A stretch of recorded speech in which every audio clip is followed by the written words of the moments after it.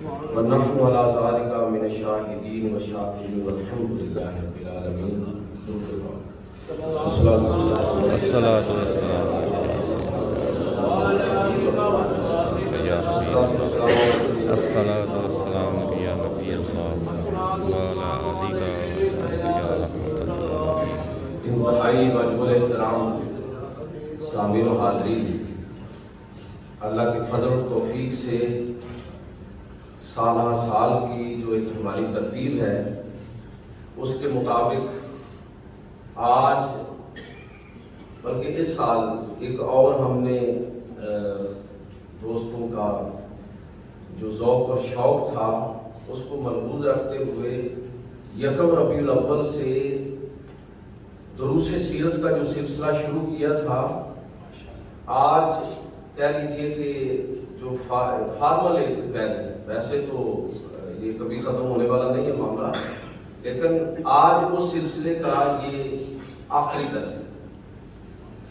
تو 12 دن مسلسل مختلف علماء کے بیانات اللہ کے فضل و توفیق سے ہوئے، اور اس دفعہ میں نے ایک اور بھی کوشش کی کہ زیادہ تر جن دوستوں کو دعوت دی گئی فجر کے درس میں، زیادہ تر میرے شاگرد تھے جنہوں نے M Phil P H D مجھ سے کیا، تو یہ بھی آپ کو ایک طرح کا ایک نیا منظر آپ کے سامنے آیا ہے کہ اللہ کے فضل سے اب ہمارے اسٹیج پر بڑی سنجیدگی آ رہی ہے.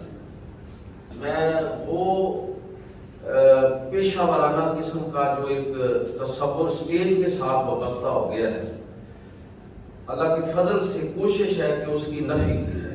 ابھی دیکھیں نعتیں کتنی معیاری نعتیں پڑھی گئی، کتنا زبردست کلام جو ہے وہ پڑھا گیا، اور اللہ کے فضل سے آپ سکون سے بیٹھے رہے ہیں.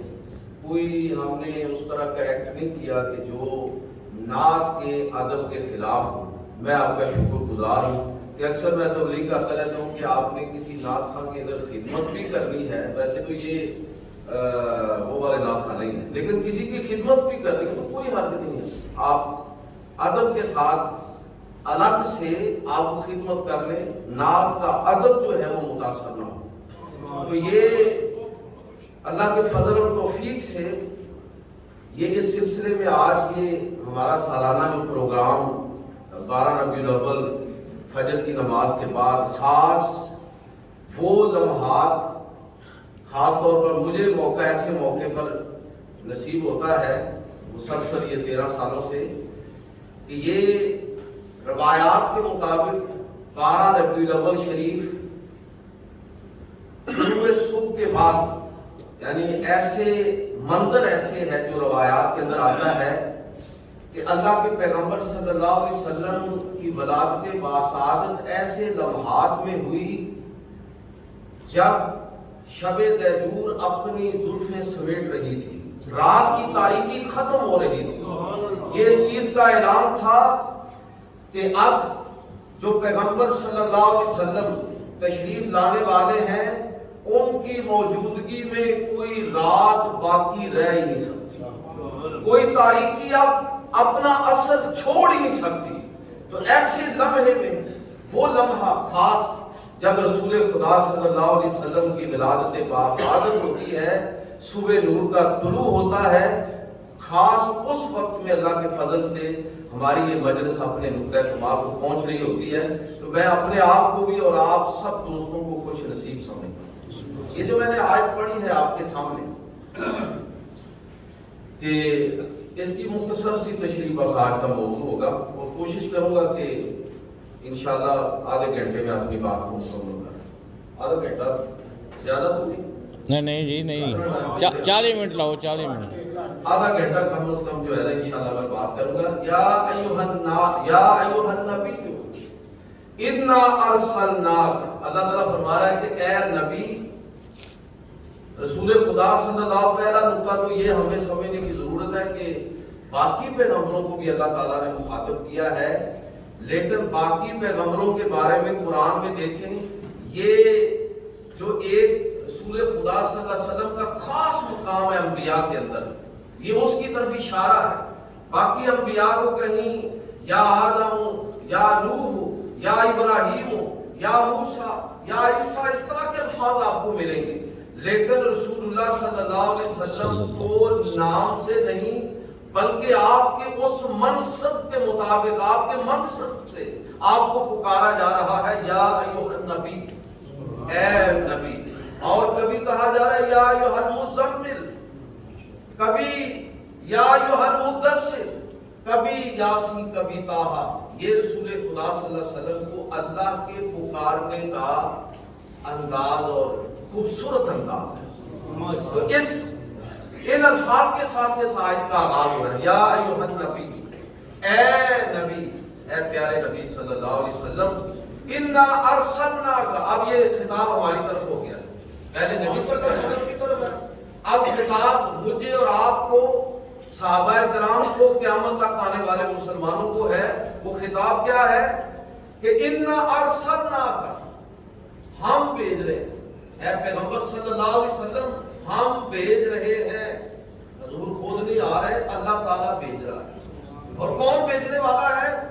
کائنات کا خالق اور مالک، اور وہ اعلان فرما رہا ہے کہ میں بھیج رہا ہوں۔ آپ مجھے یہ بتائیے کہ جب اتنی بڑی ذات جو ہر چیز کی مالک ہے، خالق ہے، تمام اختیارات رکھنے والی ہے، ساری کائنات کا ذرہ ذرہ اس کی مخلوق ہے، اس کی ابدیت کے اندر اپنے آپ کو مشغول کرنا فخر سمجھتی ہے، جب وہ ذات یہ اعلان کرے کہ میں بھیج رہا ہوں تمہاری طرف، استقبال بنتا ہے کہ نہیں بنتا؟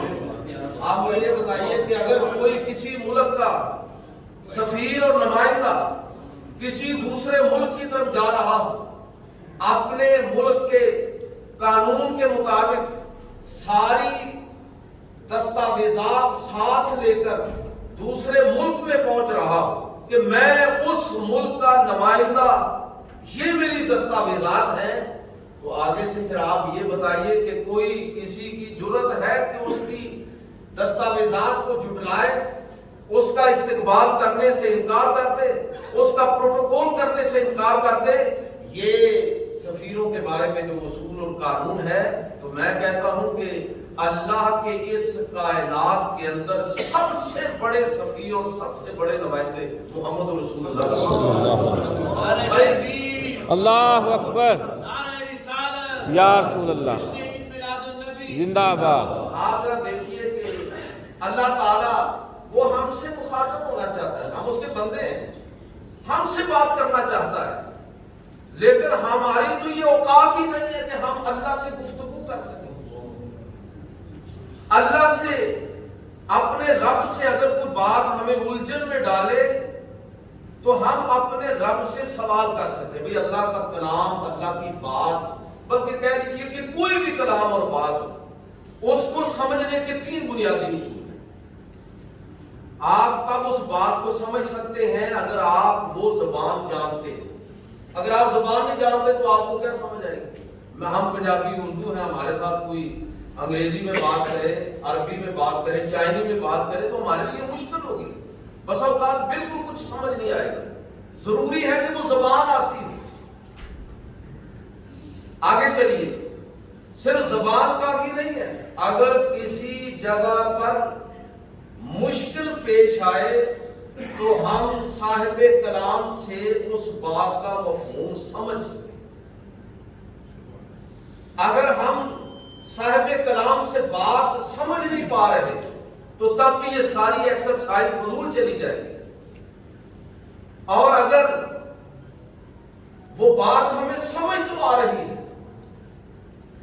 ہم زبان بھی جانتے ہیں، لیکن یاد رکھیے کہ زبان صرف جاننا کافی نہیں، زبان کا سمجھنا کافی نہیں، اس درجے کی زبان۔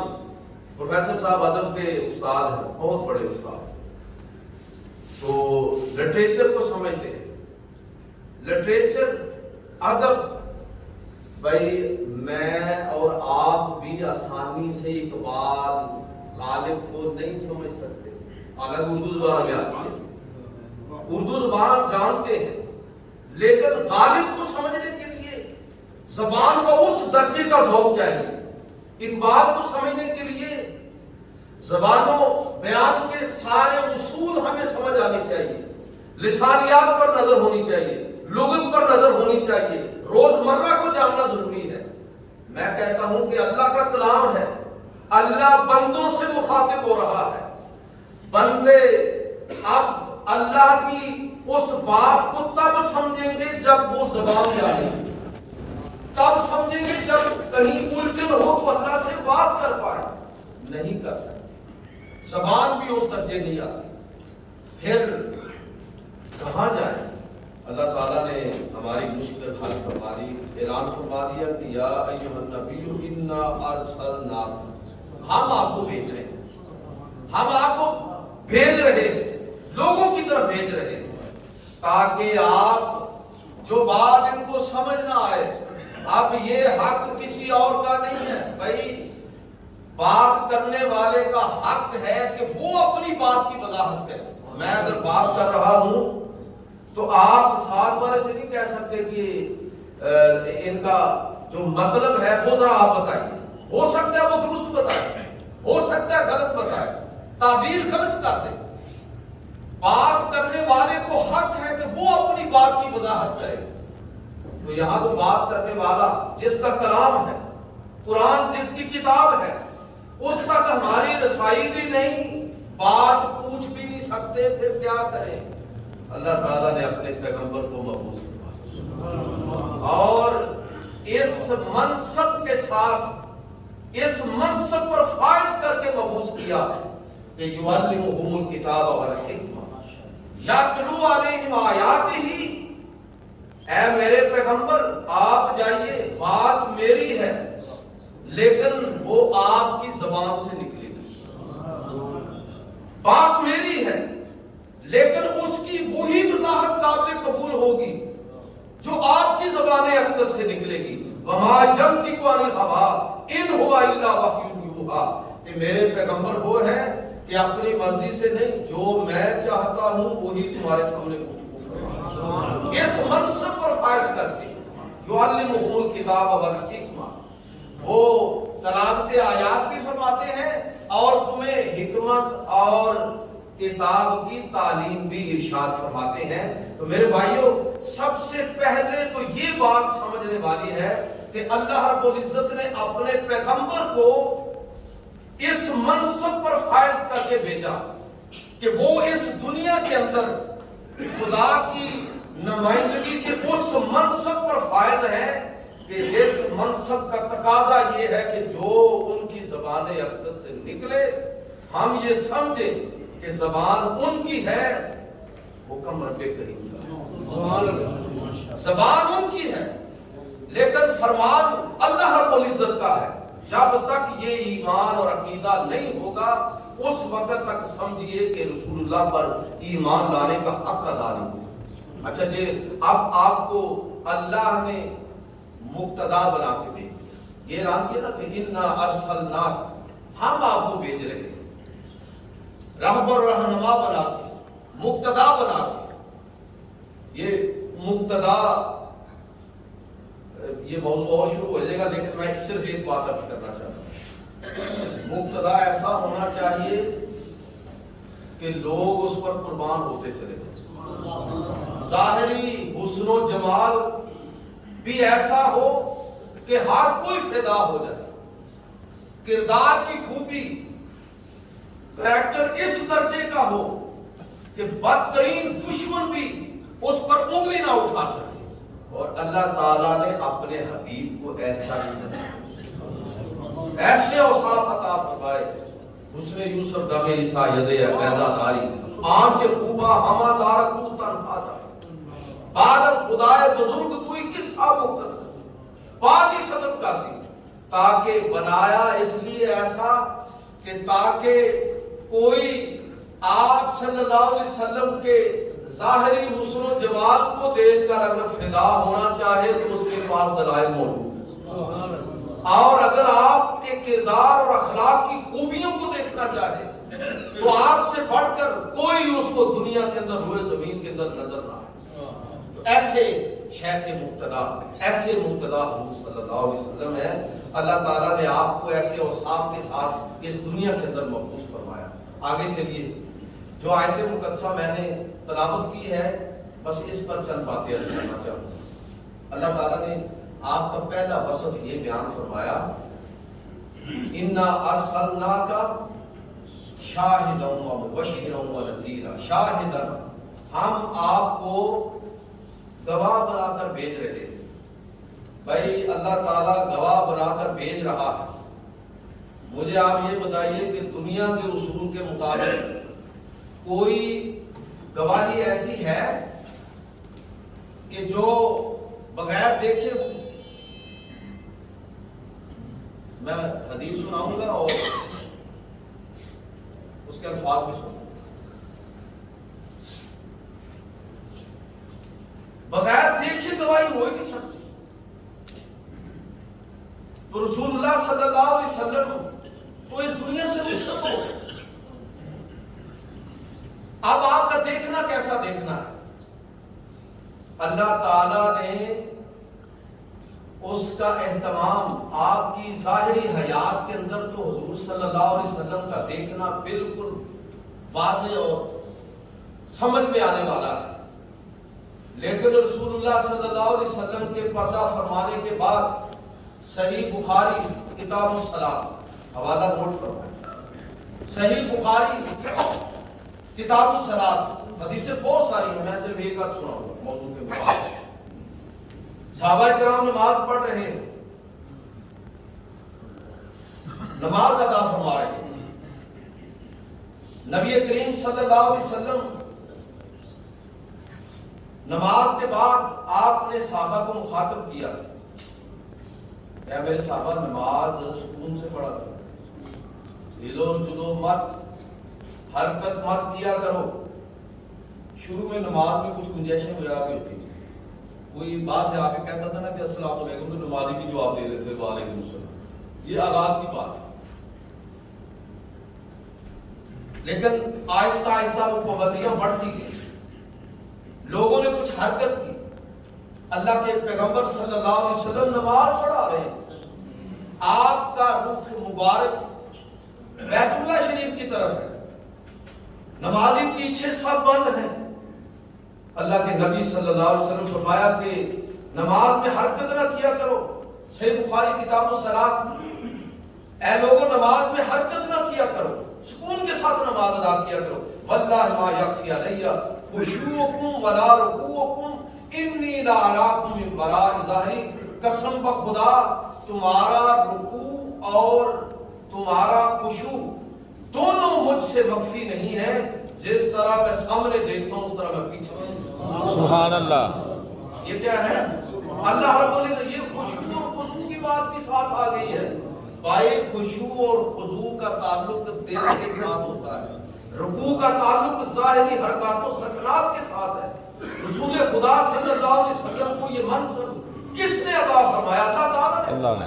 اللہ نے یہ بات ساتھ کہہ لیں کہ آپ کو سب سے اللہ تعالیٰ نے اعلان کیا میں بھیج رہا ہوں، تو بھائی بھیجا ہے تو ایسے اوصاف کے ساتھ بھیجا ہے کہ کسی جگہ اللہ کے پیغمبر لاجواب نہ ہو جائیں، کسی جگہ پر خدا نخواستہ لوگوں کے سامنے جواب دینے سے قاصر نہ آ جائیں، اس لیے ایسے علوم کے ساتھ آپ کو مبعوث فرمایا۔ وَعَلَّمَكُمْ مَا لَمْ تَكُنْ تَعْلَمُونَ، اے پیغمبر آپ کو ایسا علم عطا فرمایا ہے جو آپ نہیں جانتے تھے وہ آپ کو عطا فرمایا۔ علم کی بلندی یہ ہے، علم کی کیفیت یہ ہے۔ تو اللہ کے نبی صلی اللہ علیہ وسلم آپ ایسے علم کے اللہ کی عطا سے، یہ بات ساتھ سمجھیں، اللہ کی عطا سے، اللہ کے دینے سے، اللہ کے عطا کرنے سے، اور اللہ نے اپنے پیغمبر سے بڑھ کر کسی کو علم نہیں عطا فرمایا۔ تو یہ فرمایا کہ نماز سکون کے ساتھ پڑھا کرو۔ ایک صحابی، میں ابھی کسی پچھلے جمعے میں یہ سنا رہا تھا لیکن تازہ کر دیتا ہوں، بہت سارے احباب نئے ہیں۔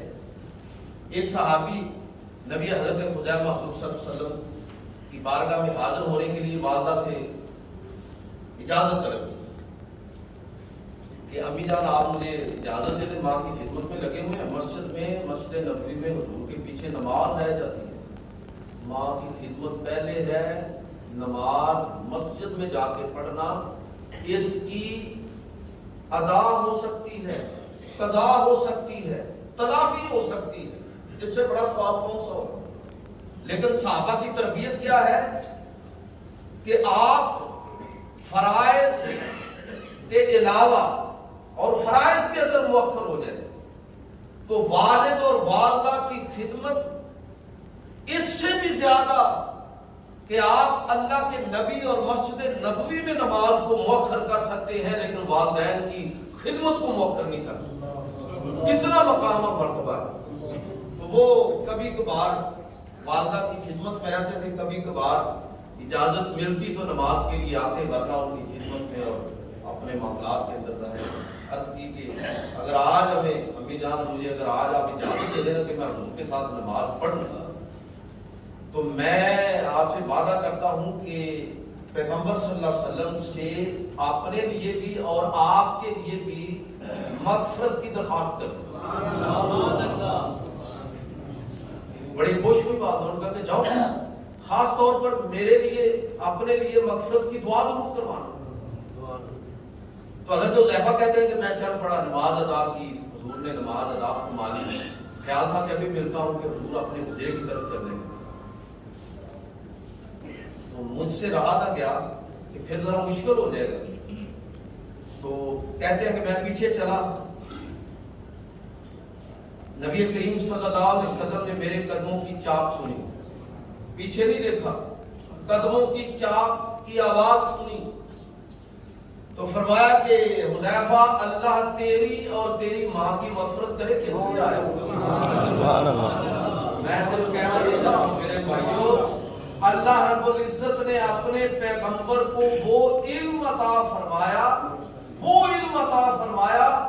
کہ ابھی کوئی سوال کر نہیں رہا، ابھی کسی نے اپنا مدعا حضور کی بارگاہ میں پیش نہیں کیا، لیکن اللہ کے پیغمبر صلی اللہ علیہ وسلم اللہ کی عطا کے ساتھ جانتے ہیں کہ اس کے دل میں کیا ہے. مدینہ کے اندر بیٹھ کر حضور خبر دے رہے ہیں کہ موقع کے میدان کے اندر جعفر طیار شہید ہو گئے، عبداللہ بن رواحہ شہید ہو گئے اور حضرت زید شہید ہو گئے، اور اب اسلام کا جھنڈا یہ خالد بن ولید کے ہاتھ میں ہے. مدینہ میں بیٹھ کر ہزاروں میل دور کی خبر دے رہے ہیں. یہ منصب، یہ علم اللہ تعالیٰ نے اپنے پیغمبر کو عطا فرمایا. حضور فرماتے ہیں کہ یہ صحیح مسلم کی روایت ہے، میں الفاظ سناتا ہوں آپ کو کہ ہمارے ہاں نا آیت مسل کی ہے. وہ ایک جگہ کہیں میٹنگ تھی پی سی ٹی وی کی، پنجاب ٹیکسٹ بک بورڈ کی، تو ترجمے کا ایشو آیا کہ یہ ترجمہ یار کس کا استعمال کریں. میں نے کہا کہ کوئی مسئلہ نہیں ہے، میٹنگ بڑی ہائی پروفائل میٹنگ، تو میں نے کہا کہ کوئی مسئلہ نہیں، جس کا چاہے استعمال کریں. ہمارے ہاں صرف مسل کی آیات کے ترجمے میں اختلاف ہے، باقی پورے قرآن میں کوئی اختلاف نہیں. ہر مسجد میں الگ الگ آیتیں پڑھی جاتی ہیں. ایک اسی لیے میں کہتا ہوں کہ آپ اس مسجد میں بھی سنا کریں اور ساتھ والی میں بھی چلے جایا کریں. ہر مسجد سے، ہر صاحب علم سے استفادہ کریں. بانٹ دیا ہے ہم نے.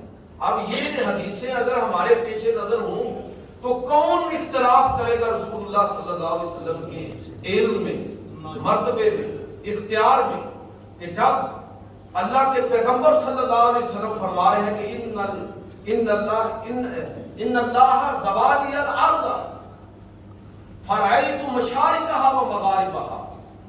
اے میرے صحابہ، اللہ نے زمین کی وسعتوں کو میرے لیے سمیٹ دیا، میں اس کے مشرق اور مغرب کو دیکھا. تو ہر چیز حضور صلی اللہ علیہ وسلم کے سامنے ہے. قیامت تک آنے والے امتیوں کو حضور جانتے ہیں. اور یہ ساری بات ہی ختم ہو گئی جب ہم یہ کہہ دیتے ہیں کہ اللہ کے بتانے سے جانتے ہیں. تو اب مجھے یہ بتائیے کہ پھر اختلاف کون سا رہ گیا؟ بھئی اللہ تعالیٰ اس چیز کی قدرت اور طاقت رکھتا ہے کہ نہیں رکھتا؟ تو بات ختم ہو گئی کہ اللہ کے بتانے سے جانتے ہیں. حضور سید عالم صلی اللہ علیہ وسلم جان فرماتے ہیں کہ میں قیامت تک آنے والے اپنے امتیوں کو ان کے اعمال سمیت جانتا. سبحان اللہ. اس لیے ہمیں کوئی ایسا عمل نہیں کرنا چاہیے کہ قیامت کے دن اللہ کے پیغمبر صلی اللہ علیہ وسلم ہمارے کردار کی وجہ سے شرمندہ ہوں۔ حدیث آپ نے سنی ہوگی، کچھ حدیثیں، کچھ آیتیں، بعض مسجدیں ان سے محروم رہتی ہیں۔ ان میں سے ایک حدیث یہ بھی ہے کہ اللہ کے پیغمبر صلی اللہ علیہ وسلم پر جب درود پاک پڑھا جاتا ہے، غفلت میں پڑھا جائے تو حضور تک پہنچا دیا جاتا ہے کہ آپ کے فلاں امتی نے بس ایسے ہی باتیں کتے کرتے کرتے اس نے درود پڑھا، وہ حضور تک پہنچا دیا جاتا ہے۔ یہ بھی بڑی ثابت ہے۔ اور اگر وہ پیغمبر اسلام رسول خدا صلی اللہ علیہ وسلم کا تصور اپنے ذہن میں لا کے پوری محبت کے ساتھ نذرانہ عقیدت پیش کرے تو حضور اس کے درود پاک کو خود سبحان اللہ، زمین تو سمٹ گئی نا، زمین تو سمٹ گئی۔ حضور دیکھ رہے ہیں کہ کون سا میرا پیغام، میرا کون سا امتی مجھ پر اپنی محبت کے پھول نچھاور کرتا ہے۔ سبحان اللہ، پڑھے درود پاک کی طرف صلی اللہ علیہ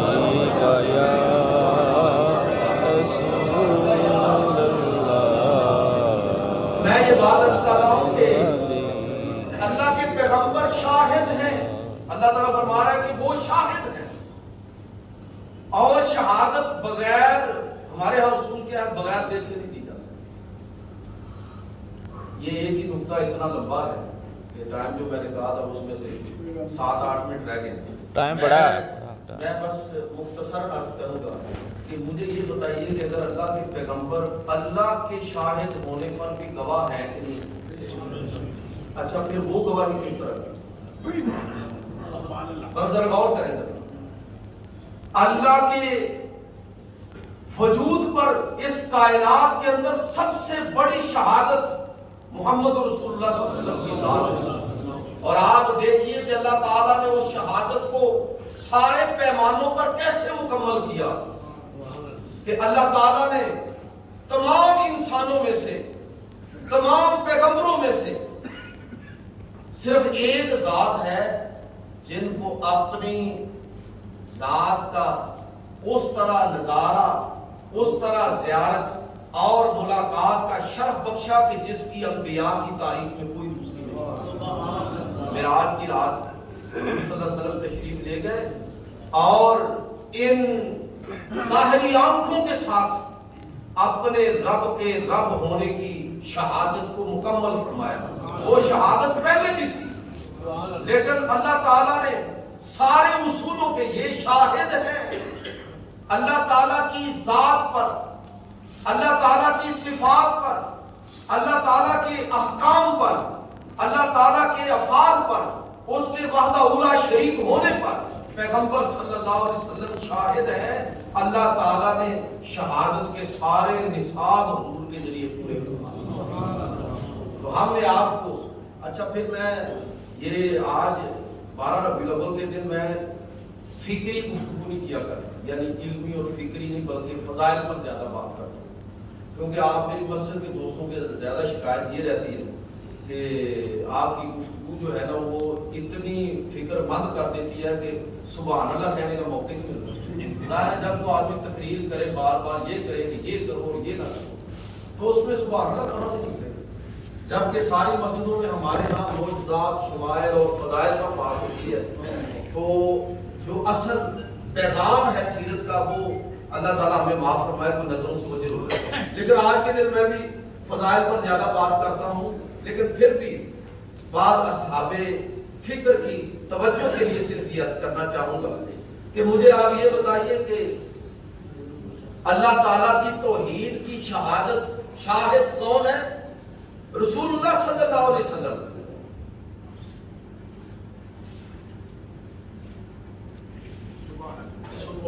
رسول اللہ صلی اللہ علیہ وسلم شاہد ہے، تو بھائی وہ شہادت کے کون کون سے دلائل ہیں جن پر رسول اللہ صلی اللہ علیہ وسلم شاہد بنتے ہیں؟ ذرا غور فرمائے کہ رب کریم کی وحدانیت کے وہ سارے دلائل، وہ سارے دلائل جن کا تعلق ہماری اس فزیکل لائف کے ساتھ، ہماری اس ظاہری حواس خمسہ میں آنے والی جو چیزیں ہیں، گرفت میں آنے والے جو دلائل ہیں، ان سے ماورا ہے وہ سارے دلائل جن کا قرآن مجید فرقان حمید نے ذکر کیا کہ اگر تم اس ذات کو جاننا چاہتے ہو، پہچاننا چاہتے ہو، تو اپنی ذات پر، کائنات پر، کائنات کے نظام پر، ایک ایک چیز پر غور کرو، تم اللہ کی توحید کے قائل ہو جاؤ گے۔ اب آپ ذرا غور کریں، اگر آپ اس پر غور کریں کہ وہ سارے دلائل جو آج اسٹیفن ہاکنگ جیسے شخص جو دور جدید کا بڑا سائنٹسٹ اور اس سے پہلے کے بڑے بڑے سائنسدان یہ کائنات کے نظام کو دیکھتے ہیں اور ورطہ حیرت کے اندر مبتلا ہو جاتے ہیں کہ اس کائنات، اس عالم رنگ و بو کو بنانے والا کون ہے؟ اتنے منظم طریقے سے انسانی عقل حیرت زدہ ہے۔ جدید سائنس ہتھیار ڈال رہی ہے کہ کتنی چیزیں ہیں، جہاں سائنس کی رسائی نہیں اس سے آگے بھی کچھ ہے، اس سے ماورا بھی کچھ ہے۔ میں کہتا ہوں کہ وہ جو آپ کہہ رہے ہیں اس سے ماورا بھی کچھ ہے، ان سب پر شاہد میرے پیغمبر صلی اللہ علیہ وسلم۔ حضور کا علم، آپ کی فزکس کیمسٹری بایو پتہ نہیں یہ جہاں تک رہ جائے گی، بس اس کا تعلق تو حواس خمسہ سے، اس سے آگے ختم۔ لیکن رسول اللہ صلی اللہ علیہ وسلم کو اللہ تعالیٰ نے جو شان اور عظمت عطا فرمائی اور جس طرح شاہد بنا کے بھیجا، اس کا ظہور، میں یہ بات عرض کر رہا ہوں، اس پر ذرا آپ نے غور کرنا ہے، اس کا ظہور مکمل طور پر حضور صلی اللہ علیہ وسلم کے دور میں آپ کی ساری شانیں لوگوں کے سامنے ابھی پوری طرح ظاہر نہیں ہوئی تھی، بلکہ یہ قیامت تک ظاہر ہوتی رہی۔ یہ قیامت، جتنی قرآن کی پرتیں آپ کھولیں گے، جتنی رسول اللہ صلی اللہ علیہ وسلم کے کردار اور سیرت کی پرتیں آپ کھولیں گے، اسی لیے میں نے کسی پچھلے جمعے میں بات کی تھی کہ اللہ تعالیٰ نے یہ نہیں فرمایا کہ لقد کان لکم فی رسول اللہ اسوۃ کاملہ، یہ نہیں فرمایا کہ میں تمہارے درمیان ایسا رسول بھیج رہا ہوں جس کو تمہیں نمونہ بنانا ہے، اسوۃ کاملہ، مکمل نمونہ ہے۔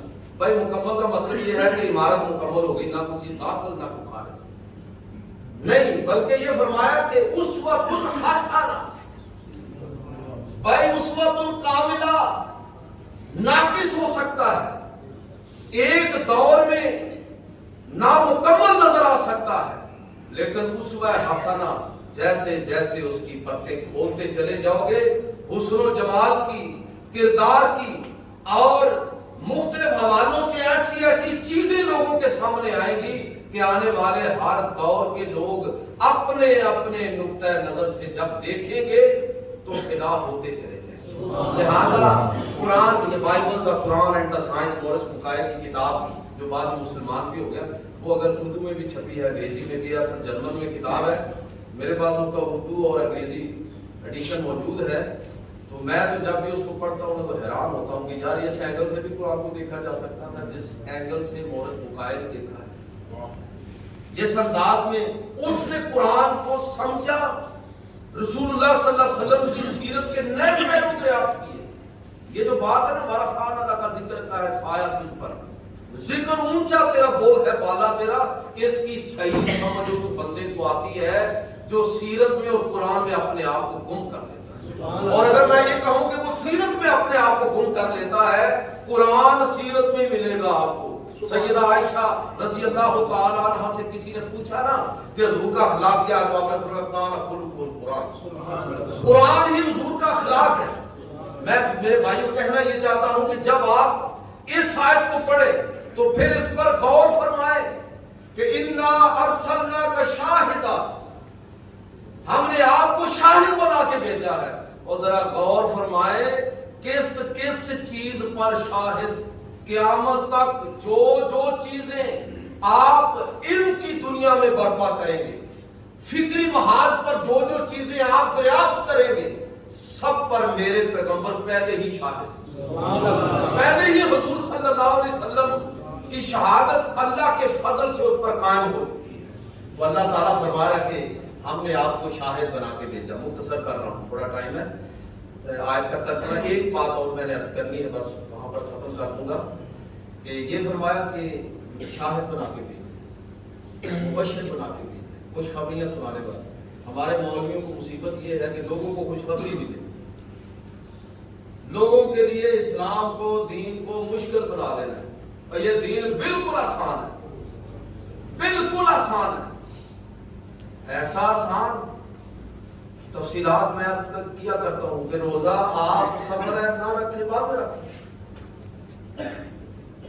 وضو نہیں کر سکتے تیمم کر لیں, کھڑے ہو کے نہیں بیٹھ سکتے بیٹھ کے پڑھ لیں, لیٹ کے پڑھ لیں. سفر پر جا رہے ہیں نمازیں برباد نہ کریں, 2 نمازیں اکٹھی پڑھ لیں. اب یہ مصیبت یہ بن گئی ہے کہ جو سہولت شریعت نے دی ہے اس کو ہم اس خوف سے بیان نہیں علماء کرتے کہ لوگ سہولت کو عادت بنا لیں گے. یہ بات بھی صحیح ہے, لیکن دوسری طرف ہمارا رویہ ٹھیک ہونا چاہیے. وہ سہولتیں, وہ آسانیاں اللہ کے نبی اس دین کو لوگوں کے لیے قابل عمل بنا کے لے کے آئے. آسانی اور سہولت ہے تو نہ اس کو مبشر تھوڑا عمل کرو گے. مسجد کی طرف آ رہے ہیں, ذکر کی مجلس کی طرف آ رہے ہیں, آپ سارے تشریف لائے تو وہ حدیث ذہن میں لائے. انہوں نے فرمایا کہ مسجد کی طرف چلنے کے ساتھ ہی بندہ آتے نماز میں اٹھے. یعنی اگر آپ نہیں بھی مسجد میں, میں اسی لیے اکثر مسئلہ بتایا کرتا ہوں کہ بھائی جب آپ گھر سے چل پڑے ہیں نا تو آپ اگر رستے میں رکے نہیں ہیں, الجھے نہیں ہیں, وقت ضائع نہیں کیا, آپ نماز میں ہیں, جتنی رکھتے مل گئے وہ مل گئی, باقی کا بھی اجر و ثواب بندے کے نامہ اعمال میں لکھ لیا. آپ بتائیے اس سے بڑی فضیلت اور کیا ہو؟ ایک نماز پڑھو گے 27, وضو کرو گے گناہ دھل جائیں گے. وہ ساری بشارتیں ذہن میں لائیں کہ اللہ کے نبی مبشر ہیں, نذیر ہیں. نذیر کا مطلب یہ نہیں ہوتا کہ ڈراڈو کے بندے کا ترا نکال کے اس کو باغی کر دیا جائے, بھگا دیا جائے, نہیں, بلکہ نذیر کا مطلب یہ ہے کہ آنے والی مصیبت اور تکلیف سے اس طرح باخبر کیا جائے کہ انسان اپنے بچنے کی تدبیر کر سکے. اور تدبیر کیا کرنی ہے؟ اللہ کے نبی کو تدبیر بتا کے گئے. لوگوں اگر ساری زندگی بھی گناہوں کے اندر گزر گئی, اگر اللہ کی بارگاہ میں سچے دل سے توبہ کر لو گے تو سارے گناہ معاف ہو جائیں گے. اور اگر وہ توبہ نقطہ کمال کو چھو رہی ہو تو اللہ تمہارے گناہوں کو نیکیوں کے اندر بدل دے گا. یہ ساری چیزیں ایسی بشارتیں اور ایسا ڈرانا جو اللہ کے پیغمبر صلی اللہ علیہ وسلم نے جس انداز میں بشارتیں بھی دی ہیں, ڈرایا بھی ہے. بس آخری بات کر کے ختم کرنے لگا ہوں. اللہ تعالیٰ فرما رہا ہے کہ میں نے اپنے پیغمبر کو جو بھیجا ہے وَدَاعِيًا إِلَى اللَّهِ بِإِذْنِهِ, کہ میں نے اپنے پیغمبر کو سراپا دعوت اور روشن چراغ بنا. ایسا چراغ کہ جس کی روشنی آنے والے ہر دور میں بڑھتی چلی جائے گی, جس سے ایک دنیا فائدہ اٹھائے گی. اور وہ پیغمبر داعیاً الی اللہ ہے. ذرا دیکھیے نبی کریم صلی اللہ علیہ وسلم کا منصب دیکھیں, سراپا دعوت ہے, داعیاً الی اللہ ہے, اللہ کی طرف اللہ کے حکم کے ساتھ بلانے والے ہیں. بھائی سراپا دعوت کا مطلب کیا ہے کہ لوگوں میں اپنے پیغمبر کو بھیج رہا ہوں تمہارے درمیان, خبردار ہو جاؤ, استقبال کرنے کے لیے تیار ہو جاؤ, ان کے آنے پر اظہار تشکر کرو. میں ان کو ایسا منصب دے کر بھیج رہا ہوں, داعیاً الی اللہ, سراپا دعوت, اللہ کی طرف دعوت, اللہ کی زبان بن کے دنیا کے اندر تشریف لا رہے ہیں. ان کا کہا ہوا اللہ کی طرف سے ہوگا, ان کا کیا ہوا. اب حضور کی دعوت کیا ہے؟ بھائی دین کی تعریف ہم کیا کرتے ہیں, ذرا سنیں.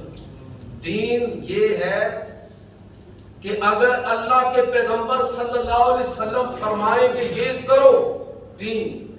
اگر فرمائیں کہ یہ نہ کرو, دین.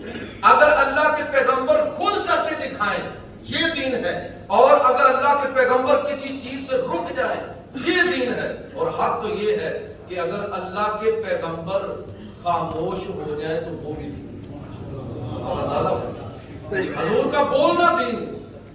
حضور کا کرنا دین، نبی صلی اللہ علیہ وسلم کا خاموشی اختیار کرنا دین۔ حدیث کی تعریف بھی ہم یہ کرتے ہیں کہ ما اضیف الی النبی صلی اللہ علیہ وسلم من قول او فعل او تقریر۔ تقریر کیا ہوتی ہے؟ حضور کا قول دین، حضور کا فعل دین۔ تقریر یہ ہے کہ اللہ کے پیغمبر کے سامنے کوئی کام کیا گیا، آپ نے خاموشی اختیار فرمائی۔ حضور کا خاموش رہنا اس بات کی دلیل ہے کہ اس پر اللہ راضی ہے، اس پر اللہ راضی ہے۔ کیوں؟ اس لیے کہ حضور راضی ہے۔ بھائی حضور خاموش رہے یا نہ، تو حضور کا راضی ہونا یہ اس چیز کی دلیل ہے کہ اللہ تعالیٰ بھی اس پر راضی ہے۔ تو یہ سراپا دین۔ میں آپ کا شکر گزار ہوں۔ اس آیت پر ذرا غور کیجیے گا، تفسیر اس کی پڑھیے گا۔ آخر میں یہ بات کرنا چاہتا ہوں، پیغام جو میں اکثر فضائل بیان کرنے کے بعد 12 ربیع الاول، ایک تو یہ ہمیں ذہن میں رکھنا چاہیے کہ خدا کے لیے یہ آپ جو خاص دنوں میں خاص اہتمام کرتے ہیں، اس میں کوئی حق نہیں۔ ٹھیک ہے، آپ اپنی خوشی کا اظہار کر رہے ہیں، اپنی محبتوں کے پھول نچھاور کر رہے ہیں، لیکن خبردار کوئی بندہ اگر اس نیت کے ساتھ ان 12 دنوں میں یا 12 ربیع الاول کے ایک دن میں اہتمام کرتا ہے اور یہ خدا نخواستہ اس کا عملی رویہ یہ ہے اور وہ اپنے عمل سے یہ ثابت کر رہا ہے کہ محمد رسول اللہ صلی اللہ علیہ وسلم تو ایک دن کی شخصیت ہے، گستاخ ہے وہ شخص، وہ حضور کا گستاخ ہے۔ آپ ایک دن کی شخصیت نہیں تھے، 12 دنوں کی شخصیت نہیں تھے، آپ پورے سال 12 مہینوں پوری زندگی ازل سے ابد تک قیامت تک آپ ہیں۔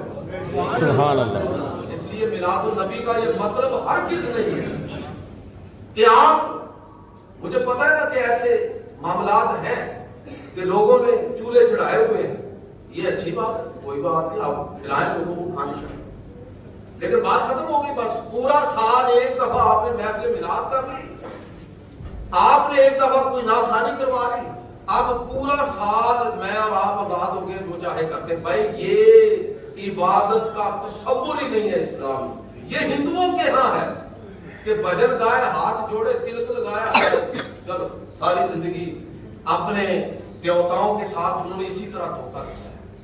ہم پیغمبر صلی اللہ علیہ وسلم کی امتی ہیں، رسول اللہ صلی اللہ علیہ وسلم کے میلاد کو ہر روز ذہنوں میں تازہ کرنا ہے کہ کس لیے تشریف لائے تھے، کس لیے ان کی بعثت ہوئی تھی۔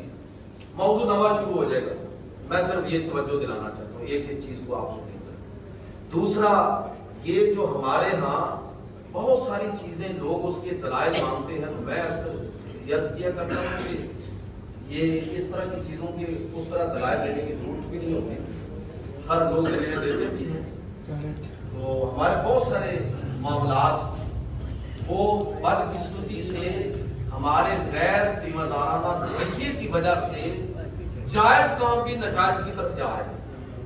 اور ہمارے بزرگ اس کیا کرتے تھے سالانہ پورے، یعنی پیر کیا کرتے تھے پورا سال، اب بھی ویسے ہمارے کیا تھوڑا بہت ہے اس کا اثر کہ پیر نکلتے تھے، علماء نکلتے تھے دورے پر، پورا سال دورے ہو رہے ہیں، تبلیغ ہو رہی ہے، اور واپس مرکز میں جا کے پھر ان سب کو کارگزاری کے طور پر، یعنی فیڈ بیک کے طور پر ان سب کو بلانا ہے اور سالانہ اگلے سال کی پھر پوری تقسیم کرنی ہے۔ یہ کیسے دعوت کا کام کرنا ہے؟ یہی طریقہ تھا بزرگان دین کا، یہی طریقہ تھا ہمارے ان اولیاء کا جن کا ہم آج بڑے ادب کے ساتھ نام لیتے ہیں، لیکن ہم نے ان کو کیا کر ہندو یاترا کے مماثل کر دیا ہے لوگوں نے۔ اس جس طرح ہندو نے یاترا کر دی اس طرح اس بنا دیے ہیں لوگوں کو۔ یہ تو دعوت و تبلیغ کے لیے تھے۔ بھائی اللہ کے بندو، آپ یہ مجھ سے کوئی پوچھے نا کہ یہ ختم جائز ہے کہ نہیں جائز ہے، ثابت ہے کہ میں کہتا ہوں کہ کوئی ثابت نہیں، مثال ثواب ثابت ہے، بات ختم ہو، مثال ثواب ثابت ہے۔ باقی اس میں لوگوں نے اپنی سہولت کے لیے یہ کیا کہ بھائی 3 دن تک اتنی چیزیں پڑھ کے دعا کریں گے، 7 دن کے لیے اتنی، 10 کے اتنی، 40 کے اتنی، آپ کوئی چیز پڑھتے ہیں کوئی نہیں، کھانے کے لیے آ جاتے ہیں، لہٰذا کوئی ضرورت نہیں ہے یہ 40 میں اور فلاں فلاں، اگر آپ نے کچھ پڑھنا نہیں، گھر سے تیاری کر کے آئیں۔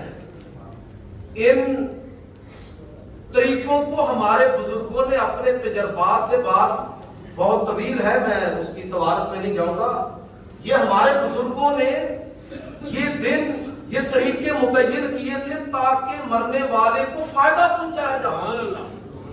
اگر وہ فائدے پیچھے نظر نہیں ہے تو پھر رسمیں رہنے دیں، یہ دین کو رسوم و رواج کا دین نہیں ہے۔ یہی معاملہ میں کروں گا کہ 12 ربیع الاول کا ہے، حضور صلی اللہ علیہ وسلم کی ولادت پر خوشی کرنا، محبت کا اظہار کرنا، محبت ثابت ہے، محبت ثابت ہے۔ کیسے کرنی ہے محبت کا اظہار؟ یہ اپنے کلچر، اپنے ماحول کے مطابق جیسے چاہے آپ محبت کریں۔ جو چیز آپ کو اچھی لگے کہ اس طرح میں حضور سے اپنی محبت کا اظہار کروں، شریعت کے دائرے کو نہیں توڑنا، بالکل جائز ہوگی، لیکن دیکھیں کہ لوگ کس طرح اس دائرے سے بھی نکل رہے ہیں۔ دعا کرتا ہوں کہ ہمیں میلاد النبی، یہ دیکھیں نا، یہ تماشے اس طرح کے بھی سننے میں آتے ہیں کہ لوگ 2 رکعت نماز عید میلاد النبی بھی پڑھنے کی طرف چل پڑے۔ خدا کی مہارت پر کون سا کام کر رہے ہیں؟ نئے کام کر رہے ہیں، کوئی اس کی چیز گنجائش نہیں ہے دین کے اندر، آپ کوئی ایسا عمل نہیں کر سکتے۔ یہ دیکھیں ہم نے رات خوانی کی ہے، تلاوت کی ہے، حضور کی سیرت کا بیان ہوا اور ویسے حدیثے کا اعلان بھی ہوا، تو یہ ساری چیزیں ٹھیک ہے بھائی، آپ اپنے انداز میں یہ ساری چیزیں کر لیں، لیکن آپ ان حدود کا خیال رکھیں، کسی جگہ پر شریعت کی خلاف ورزی نہ ہو۔ سارے احباب درود و سلام کے لیے کھڑے ہو جائیں، دعا ہوگی اور اس کے بعد